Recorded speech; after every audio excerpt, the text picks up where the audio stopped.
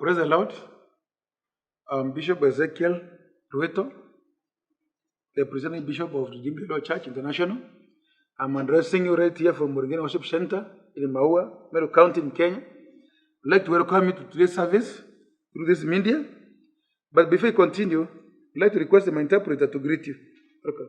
Bwana asifiwe. Kwa majina naitwa Harrison Muratanya. Nimeokoka Kristo ni Bwana katika maisha yangu. Asante. Thank you. I would like first of all to thank our viewers wherever they are. Angetaka kwanza kuwashukuru watazamaji kokote waliko. And those who have been supporting us. Na wale wamekuwa kutusaidia financially in production of these videos. Kifedha kutoa hizi videos. May God bless you mightily. Mungu awabariki sana. May you operate at the open heaven. Wacha mfanye kazi katika wingu lililo wazi katika jina la Yesu Kristo. Those who are willing to support, wenye wangetaka kusupport, you may do so through my number. Mnaweza fanya hivyo kupitia namba ya askofu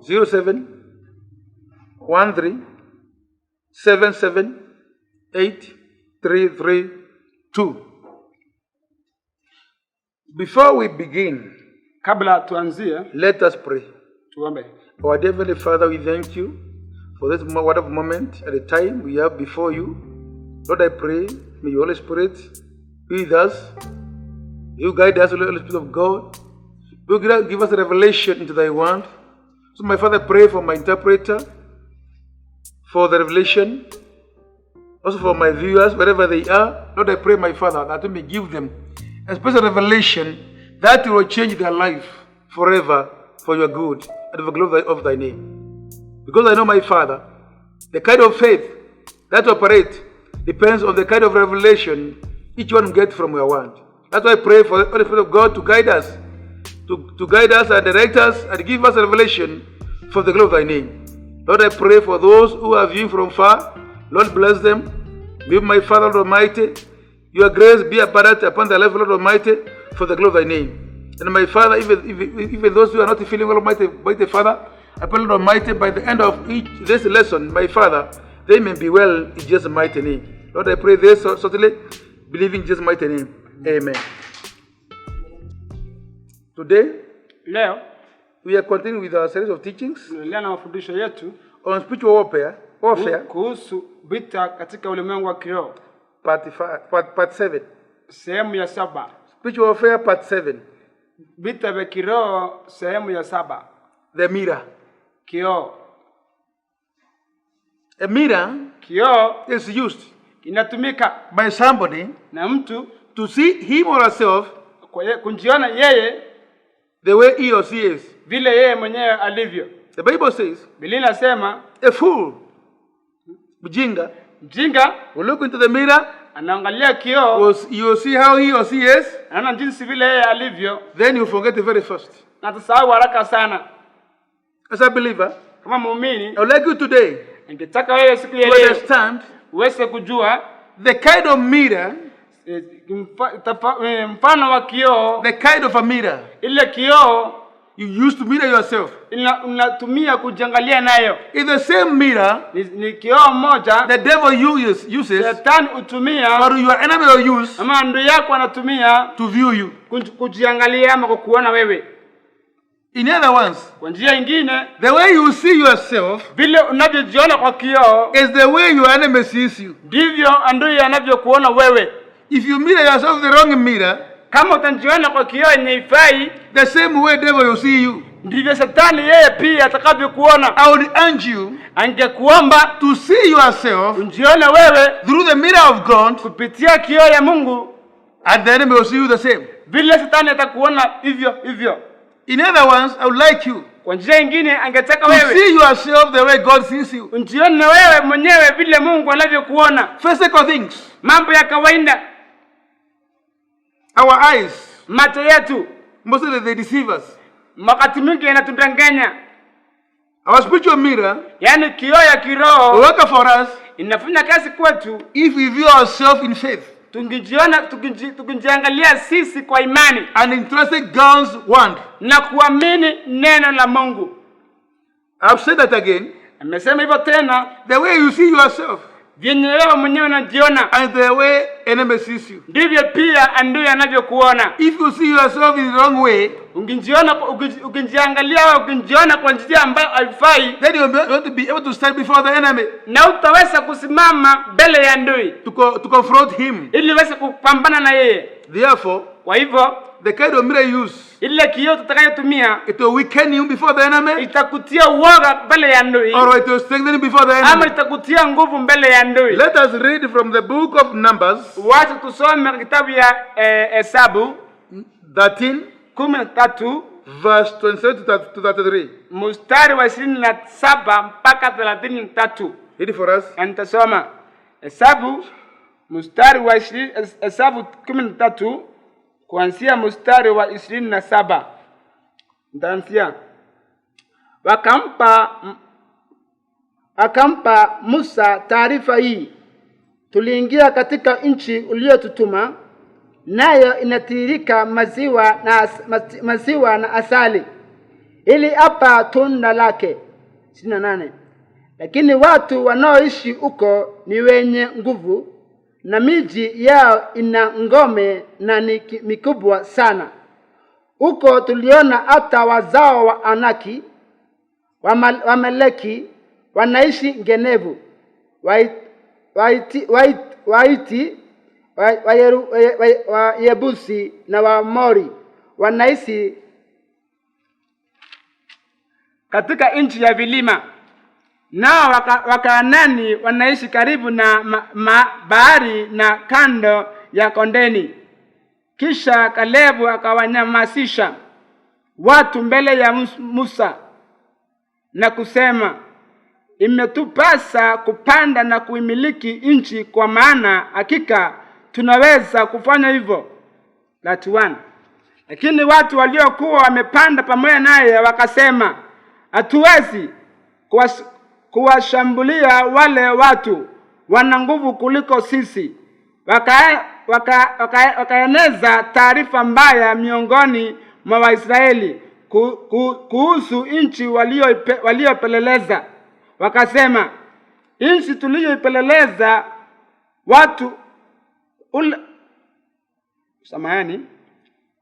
nchi tuliyoipeleleza ula watu waishio ndani yake.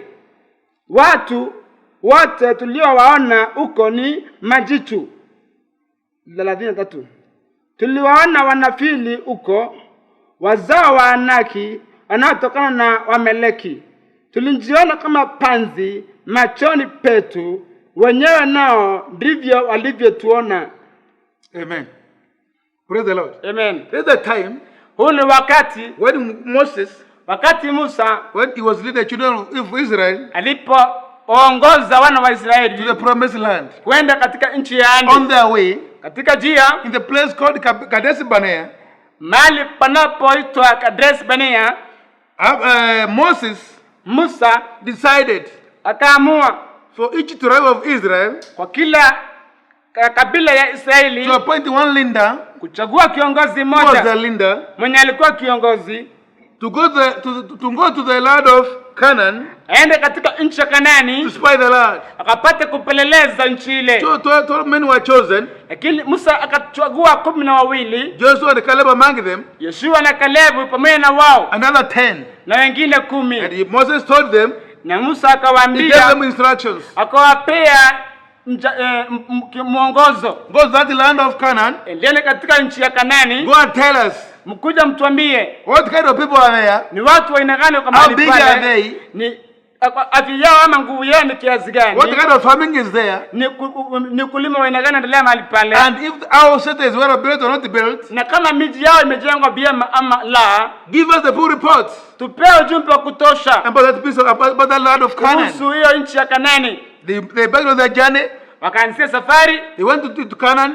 wakaenda Kanaani, They stayed there for 40 days, wakaa mahali pale siku 40 spying the land. wakipeleleza nchi ile. When the day came, Siku ilipofika, they went back to the children of Israel, wakarudi kwa nchi yao Israeli. when they met them in the place they were, Walipokuta mahali pale walipokuwa, then they started giving them the report wakaanza kutoa ujumbe of the kind of land jinsi vile ardhi that ilivyokuwa God had promised them. kule Mungu aliwapea ahadi. Remember here, Kumbuka hapa there's God who had promised them that land of Canaan. ni Mungu alikuwa amewapea ahadi juu ya hiyo nchi ya Kanaani, And God's promises na ahadi za Mungu will never be broken. hazitavunjika milele. So Joshua and Caleb, they knew that. Joshua na Caleb walikuwa wanajua hivyo. When they turned from their journey, Walipotoka kutoka kwa safari, they told the children of Israel, wakambia wana wa Israeli, truly, kweli the land flows with milk and honey. ile nchi inatilika maziwa na And asali, these are the fruits na hii ndio matunda yake from that land. kutoka kwa nchi ile.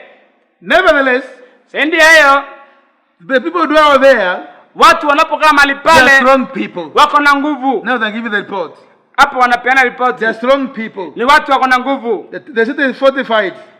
Mji umejengwa vyema, Very large cities. iko kubwa, And we saw there the descendant of Anak.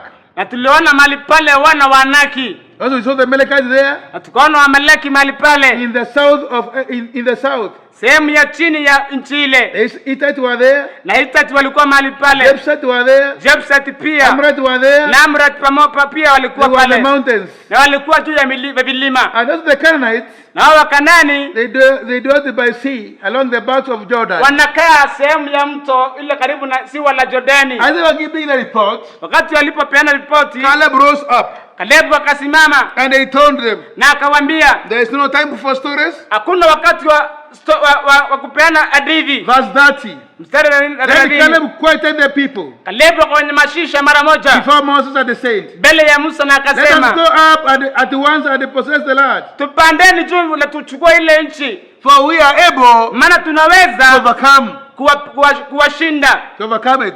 tunaweza kuwashinda na kuchukua ile nchi. Praise the Lord. Amen. But the 10 other spies, Lakini wale wengine 10 they stood up, they wapelelezi said, no. wakasimama wakasema, hapana, We hapana, can't. hapana, hatuwezi, We can't. hatuwezi. Those who are living there, they are giants. Watu mahali pale ni majitu, They are stronger than us. wako na nguvu kutuliko sisi, Therefore, we can't make it there. kwa hivyo sisi hatuwezi mahali pale. But I thank God, Lakini namshukuru Mungu, in verse 33 sehemu ya 33 is my theme of today. ndiyo yani mfano wake ama pelelezi These siku 10 ya leo. spies, Hawa 10 wapelelezi they said, walisema, there we saw the giants, hapo tuliona majitu, the descendant of Anak, wale wana kutoka kwa Anaki, who came from giants. wale walitoka kwa majitu. We are like grasshoppers Sisi ni kama panzi in our own sight. kwa mbele ya macho yao, So we were in their sight. na hivyo hivyo ndivyo walivyotuona sisi kama panzi. The Bible is very clear. Biblia iko vyema kabisa, The kind of mirror yani kioo ile that the Joshua and the Caleb used ile Joshua na Caleb walitumia to view themselves before the enemy. kujiona wao mbele ya maadui. Is not the kind of mirror Sio kioo that the 10 spies used. ile wapelelezi wale 10 waliotumia. Because according to Joshua Maana ukiangalia Joshua and Caleb, na Caleb said, Caleb alisema, we are able. tunaweza, Let's go up immediately and possess the land. tuendane tuchukue nchi yetu. So Caleb Caleb was able to see alikuwa anaweza the kuona ability to possess the land nguvu yake ama uwezo wa kuchukua ile the nchi way God showed them, vile Mungu alivyowaahidi or the way God used to see them. ama vile Mungu alikuwa anawaona. So Caleb and Joshua, Joshua na they Caleb were mirroring themselves walikuwa wanajiangalia kwa kioo with the mirror of God, na kioo ya Mungu, because they knew very well maana walikuwa wanajua giants vyema, are there, yani hiyo Mungu amewaahidi mighty men are there, na watu wakubwa kwa mahali pale, giants are there. majitu yako mahali pale. But Lakini with our God, tukiwa na Mungu we are able tunaweza and enough, na tunaweza kabisa strong enough na tuko na nguvu to possess the kabisa land. kuchukua ile nchi. Many believers Waumini wengi do circumstances they see with their own eyes. wanaangalia hali ya kawaida, wanaona macho yao, When they meet the enemy, wanapokutana na adui they see themselves as failures, wanajiona kama wameshindwa, and the enemy will see you as a failure. na adui anakuona wewe ni mtu wa And kushindwa, this dilute your faith na hii inafanya imani yao kuingia habarini before your enemy, mbele ya adui, and you're not able to stand before your enemy. na uwezi ukasimama mbele ya adui. Hallelujah. Amen. I thank God because Nashukuru verse Mungu, 33, nashukuru Mungu maana sehemu ya 33 they said, walisema, the Bible tells us Biblia inatuambia those 10 spies, wale 10 wapelelezi when they are before the enemy walipotokea wa maadui zao in the land of Canaan, katika nchi ya they Kanaani, saw a giant, waliona majitu and they themselves na wakajiona wao like grasshoppers. kama panzi. And it's very clear they are Ni saying vyema kabisa the way they wanasema saw themselves bila tulivyojiona sisi is the way the enemy saw them. ndivyo maadui So walivyotuona. the way you see yourself as a believer Vile unavyojiona wewe kama muumini before the enemy, mbele ya ndui, before demons, mbele ya mapepo, before Satan, mbele ya Shetani, the way you see you. ndivyo atakavyokuona. So the way they saw themselves as grasshoppers. Vile walijiona kama mapanzi, And there's no time na hakuna in wakati grasshoppers stand before the giant. ama panzi anaweza kusimama mbele ya jitu. Kwa hivyo the way you see yourself before the enemy Jinsi unavyojiona mbele ya ndui or define your success or failure. itaonyesha vyema wewe ni mtu wa kushindwa, Because they dilute your faith, maana itatili imani yako barini hence your ability na nguvu zako to stand before the enemy. kusimama mbele ya ndui. See yourself Jione wewe with the mirror na kioo that God sees you with, ile Mungu mwenyewe anakuona nayo, and you'll be a victor. na utakuwa mshindi. 1 Samuel 17, Samueli ya kwanza 17 verse 1 to 11. 1 mpaka 11.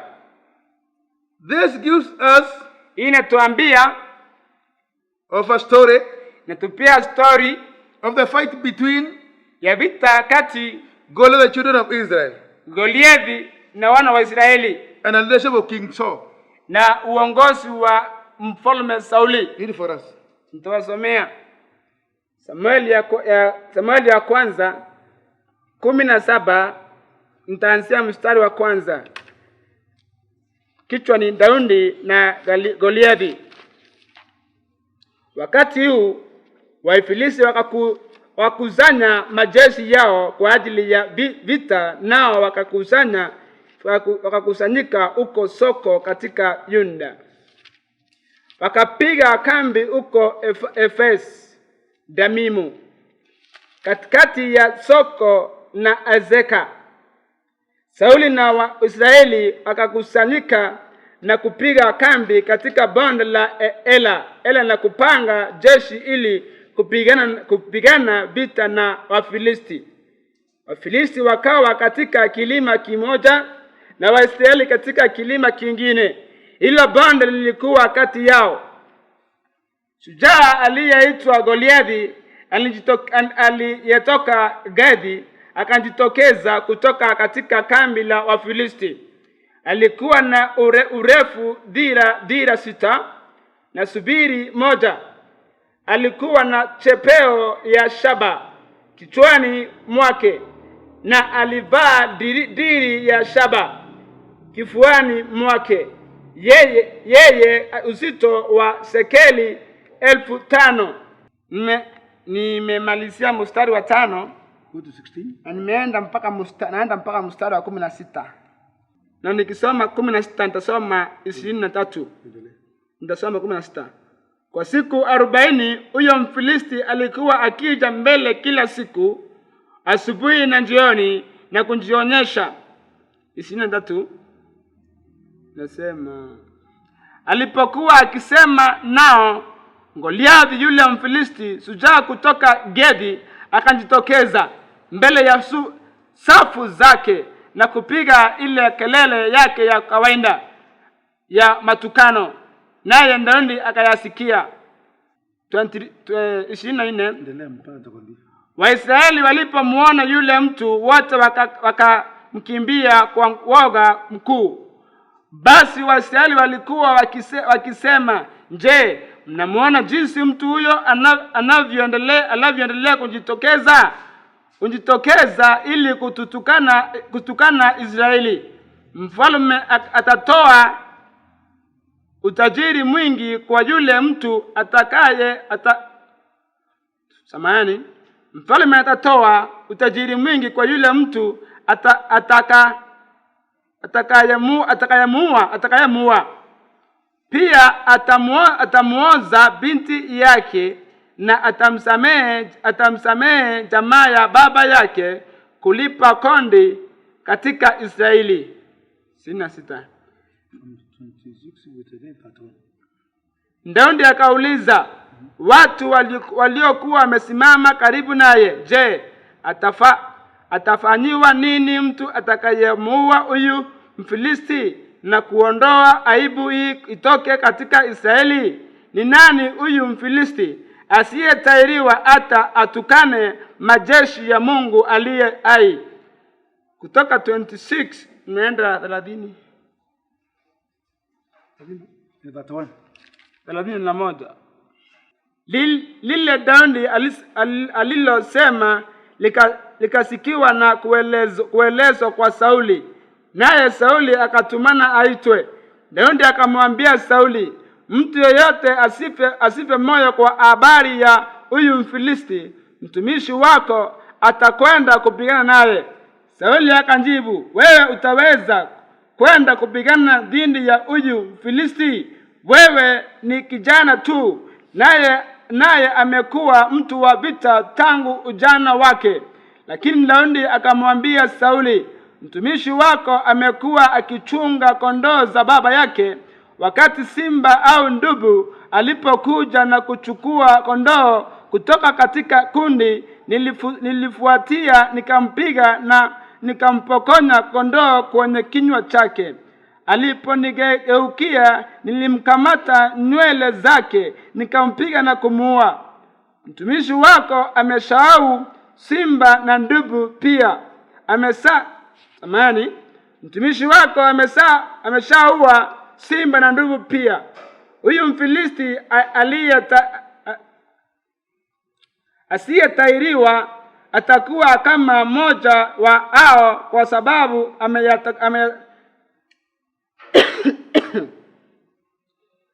ameyatukana majeshi ya Mungu aliye hai.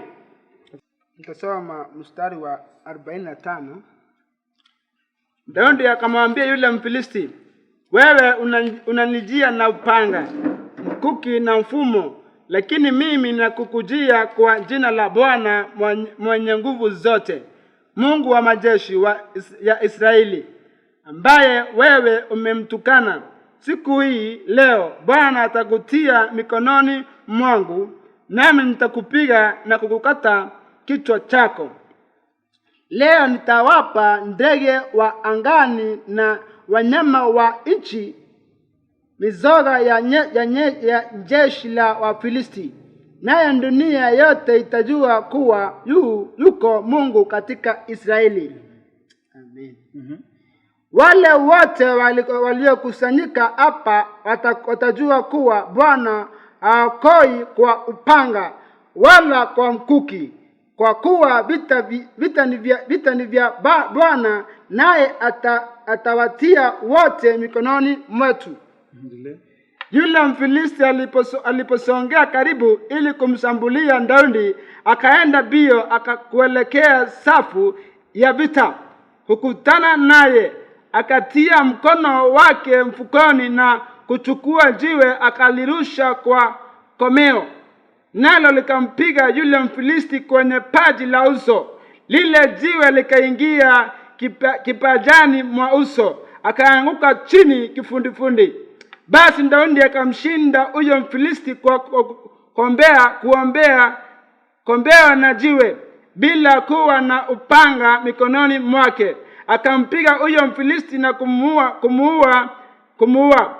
Daudi akakimbia na kusimama juu yake, akaushika upanga wa huyo Mfilisti na kuvuta toka kwenye ala yake.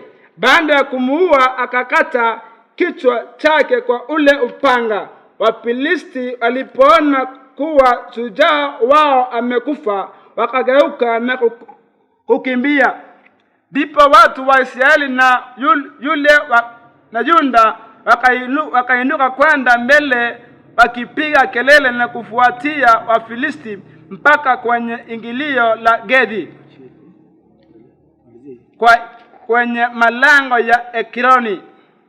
Maiti zao zilitawanyika kando ya barabara ya Saraimu hadi Gedi na Ekroni. Amen. The Bible is very clear. Biblia iko wazi kabisa. It's telling us about Natuambia kuhusu certain giant called Goliath, shujaa aliyeitwa Goliathi, who used mwenye alitumia for 40 days siku 40 to come out kutoka against the Israelites kinyume na wana wa Israeli and defy the armies of the God of Israel. na kuwadhalilisha ama kuwadharau wana wa Israeli. Remember here, Kumbuka hapa Israelites wana Israeli under King Saul, wakiwa chini ya ulinzi wa they had their own army, kiongozi Sauli, walikuwa na jeshi they had lao their own leaders, na kiongozi wao and also being the king. na Sauli akiwa mfalme. But this Philistine Lakini Mfilisti huyu called Goliath alikuwa anaitwa Goliathi, terrified them aliwatia uoga because sababu for 40 days he came out siku 40 alitoka to defy akiwa anawadhalilisha the God of Israel Mungu wa Israeli and the people of na Israel watu wa Israeli and their army. na majeshi wao. Why couldn't they not face this Goliath? Kwa nini wao hawangeweza kukutana na huyu Goliathi? The entire army, including the king. Yaani majeshi wote na hata mfalme. When Goliath spoke, wakati Goliathi they alipozungumza were terrified. walikuwa wanatetemeka, They fled away wakatoroka because sababu they saw themselves walijiona wao before Goliath. mbele ya Goliathi They were nothing. yalikuwa That's why they are running away ndio maana walikuwa whenever wanatoroka, he spoke for 40 days. kwa sababu mara tu alipokuwa akizungumza kwa hizo siku 40. Verse 24 says, Mstari 24 nasema, and all men of Israel, na watu wote wa Israeli when they saw the man fled from him, walipomuona Saul kutoka kwao, and dreadfully afraid. walikuwa tu wanaingiwa na woga mkubwa. Praise the Lord. Amen. Why? Kwa nini? Because Sababu they never relied on God. hawakuwa wanategemea Mungu. They never saw themselves the way God saw them. Hawakujiona vile Mungu alikuwa Their akiwaona. physical eyes deceived them, Macho yao ndio yaliwadanganya and they saw giant Goliath na wakaona huyo shujaa Goliathi as he could be able to overcome them. kama angeweza kumpiga.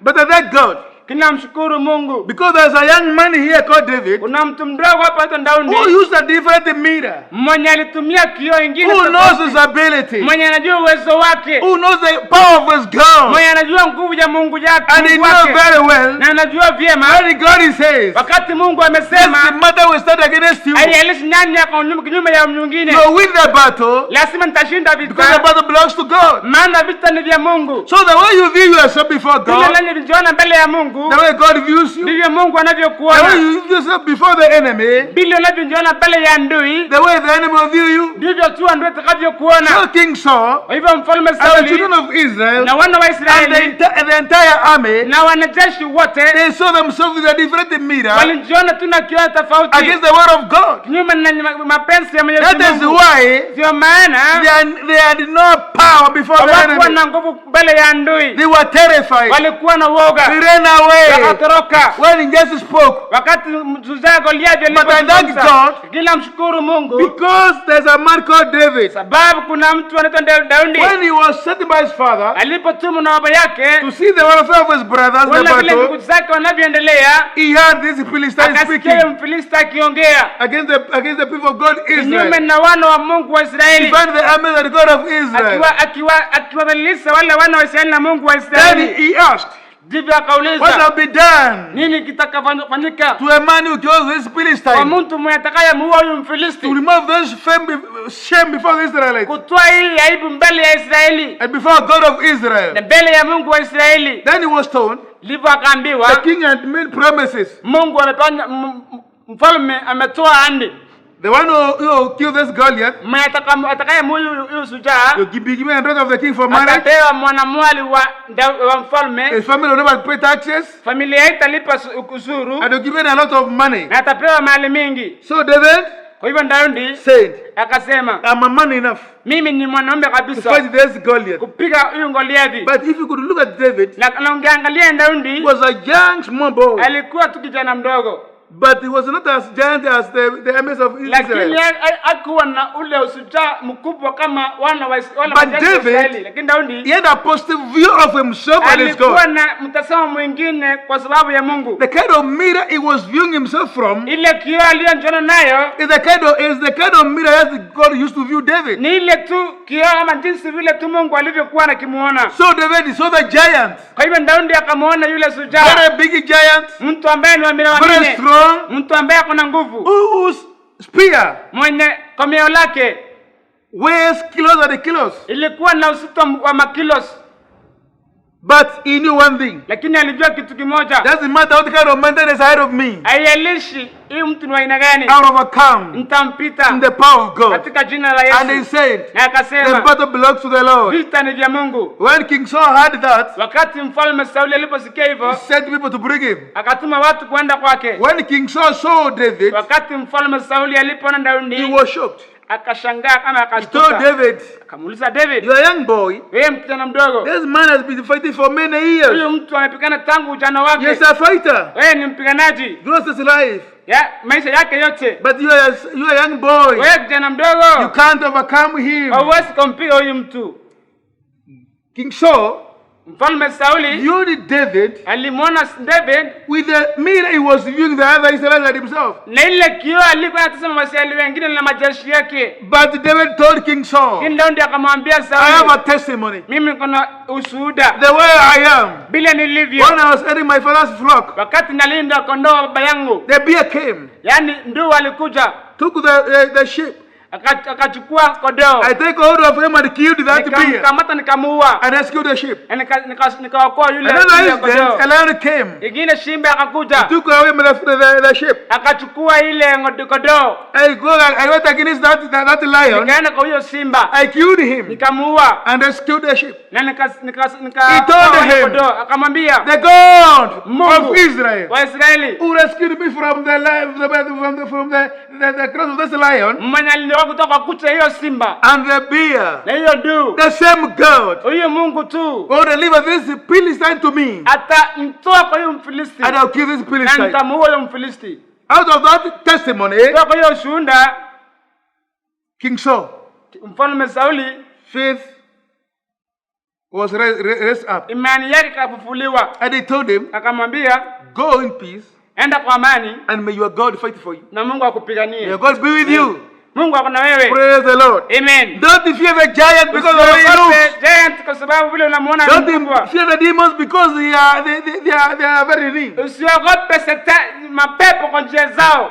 Praise the Lord. Amen. Know that you are stronger Jua ya kwamba kuna nguvu, because your God is one of the battle. maana Mungu ndiye mwenye vita. The Bible says very clear Biblia iko wazi, that when David wakati Daudi came close to the battle line, alivyokaribia ile mstari wa vita, he told the Philistine, akawaambia Wafilisti, "You come to me before with all your mighty strength, unakuja kwangu kwa nguvu zako with your zote spear and whatever you are, na mkuki na vitu vyako vyote, but I come to you lakini nakuja kwako in the strength na kwa and in nguvu the power na kwa nguvu of God of Israel. ya Yesu ya Mungu wa And Israeli. today, Na leo I'm going to give your body, naenda kupeana mwili wako your carcass, na mifupa yako and those of the Philistines nao Wafilisti wote to the birds of the air kwa ndege wa angani and the animals of the field, na wanyama wa to kondeni the wild animals.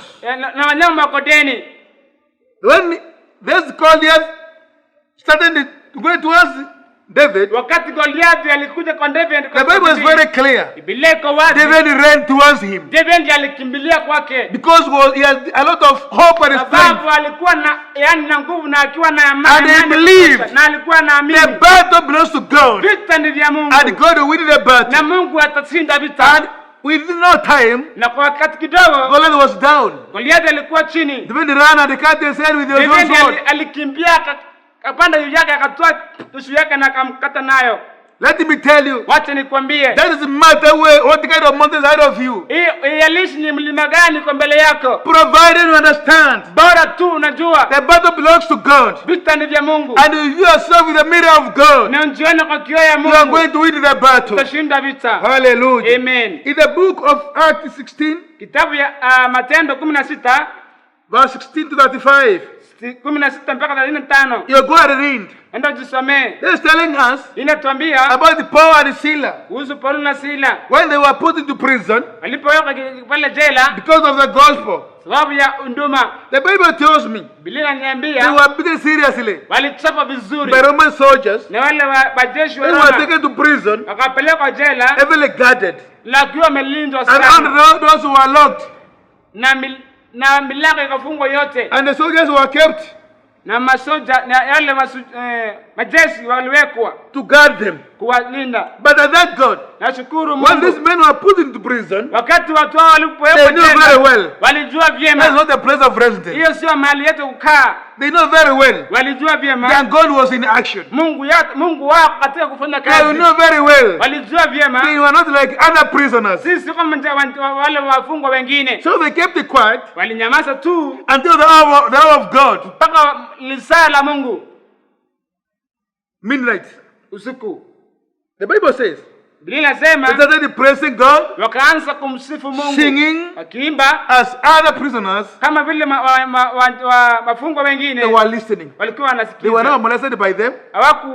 Hawakutua ule msukumo na wao, Hakuteswa na mafungwa wengine, hawakuteswa na wafungwa but they wengine, were happy listening to them. lakini walikuwa kufurahia kusikiza wakiimba, Thinking as they are being entertained. wakifikiria But one thing I know, kitu moja najua, Paul and Silas, Paulo na they Sila knew the power of their God. walijua nguvu ya Mungu They knew yao, the power of praise and the worship. walijua nguvu ya kusifu Bwana, They knew when they praise God, walijua kimsifu a Bwana, command will be set from heaven. yaani amri itatolewa kutoka mbinguni, And every door will obey. na kila mlango And every king will obey. na kila mfalme atatii. The Bible says as they were praising God, Inatuambia walipokuwa kisifu Mungu, the power of God came down. nguvu ya Mungu kashuka kutoka chini, And all the doors of the prison were opened na milango yote ya gereza ikafunguliwa, automatically. yaani mambo yasiyo ya kawaida Because when yakafunguka. every commands, Mungu alituma amri ya mbingu, every door must open. lazima kila milango May ifunguke. God command every door to open ahead of you. Wacha Mungu atoe amri, milango mbele yako yote ifunguke, The doors of business, yaani milango ya the biashara, doors of prosperity in your family. yaani milango ya falme katika familia May they yako. receive command from heaven. Wacha ipokee amri kutoka And may mbinguni, they open Jesus' mighty na name. itakuwa katika jina la Yesu I Kristo. thank these men of God. Nashukuru mtu huyo wa Mungu, They knew who were they. walijua wao ni akina They knew nani, their power. walijua nguvu They yao, knew their stand. wakajua mahali pa And kusimama, more than that, na zaidi ya hiyo they knew the power of their God. wakajua nguvu ya Mungu The yao. Bible says, Biblia inasema those who know the power of their God, wanaojua nguvu ya Mungu yao they'll mount like eagles. watapaa angani kama They have more strength watakuwa na nguvu to mount like eagles wherever they are. kupaa angani kama mwewe. If you know wherever you are, Ukijua popote pale uliko, you know the power of your God. ujue nguvu ya Mungu You have the yako. commanding authority. Kuna amri, kuna nguvu ya You kutoa have the amri, commanding power. kuna nguvu na mamlaka And no kutoa amri, demon na kuna can pepo raise against you. inasimama kinyume na No wewe. demon can resist you. Hakuna adui anaweza Because the power of your God is so mighty. maana nguvu ya Mungu iko na And uwezo, bearing in mind, na ukijua you have been given power and authority umepewa mamlaka na uwezo on earth and in heaven. duniani hata mbinguni. According to Luke 10:19. Ukisoma kitabu ya Luka 10:19, And nothing shall harm you by any means. na hakuna jambo lolote litakalo kutia uoga. Hallelujah. Amen. So how do you view yourself before your enemy? Wewe unajiona aje mbele ya ndui? How do you view yourself before the demons? Wewe unajionaje mbele ya mapepo? And when you face an enemy, Na wakati unaposemana with na a shetani, corrective view, yaani na njia nzuri, knowing who you are, ukijua yeye ni nani, knowing your power, ukijua nguvu and the zako power of your God, na nguvu ya Mungu God yako, will see you through, Mungu atakuona and God will give you a na testimony Mungu atakupea ushuhuda before the people of this world, mbele ya watu wa dunia hii, and God will confirm na Mungu atajidhihirisha that you are His servant. wewe ni mtumishi wake. Hallelujah. Amen. I thank God because Nashukuru Mungu all sababu the prisoners, wafungwa wote all the prison what? popote pale wafungwa walikuwa And the guns, na walinzi wao they understood very well walielewa vyema that day, hiyo siku the guests whom they received, wageni waliowapokea Paul and Silas, Paulo na they Sila, were special guests yaani ni watu tofauti who knew the power of their God, walipokuwa whose wakijua nguvu ya Mungu yao, ambao uwezo whose wao, faith ambao would imani be yao weakened by those of the prison, haiwezi katiwa woga na ile milango ya gereza, whose faith ambao imani yao would be weakened by haiwezi katiwa the woga guns na wale walinzi of the soldiers who were guarding the prison. ama wajeshi waliokuwa wakilinda zile milango ya gereza. Hallelujah. Amen. If you read the Bible properly, Kisoma Biblia there's vizuri, a man called Joseph. kuna jamaa ama kijana anaitwa Yusufu. He was one of the children of Jacob.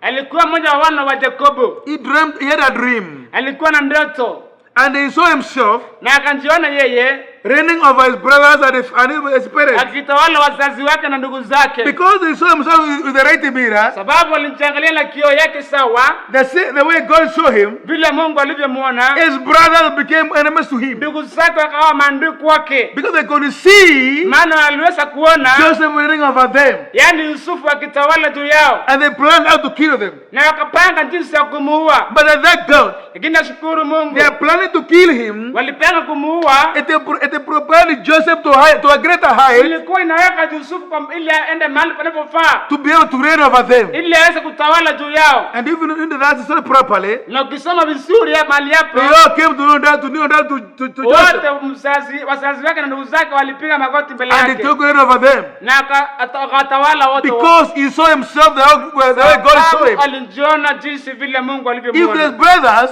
Ndugu zake if they didn't saw him kama wangemuona the way Joseph saw himself, vile Yusufu alivyokuwa they akijiona, could have no fear to plan for his life, hawangeogopa sababu yake, to plan for his death. na angepanga kumuua. So as a believer wherever you are, Kama muumini popote ulipo, don't use your physical eyes usijione bila hali ya kawaida, to determine your future. yani kuamua ama kuweka mikakati ya May your spiritual eyes wacha macho yako kiroho open for you. yafunguke, You'll be able to see uweze kuona your ability uwezo wako in God, katika Mungu, in the power of God. katika nguvu za Mungu, Your ability uwezo wako before God the Father, Son, and the Holy mbele ya Spirit. macho ya Mungu, ya Baba, Mwana May na Roho God, Mtakatifu.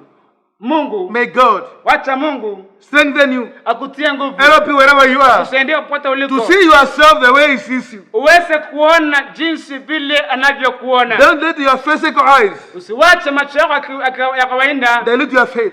itie woga imani yako. Whatever mountain is ahead of you, Milima yote iliyo mbele yako it will become flat itakuwa flat through the power of God. kupitia nguvu ya Mwenyezi Mungu. God bless you mightily. Mungu abariki We have sana. come to the end of this Tumefika lesson, mwisho wa huu and ujumbe, I hope na ninatarajia you're going to meet next Sunday, tutakutana Jumapili time ijayo like this, wakati kama huu for this wonderful service.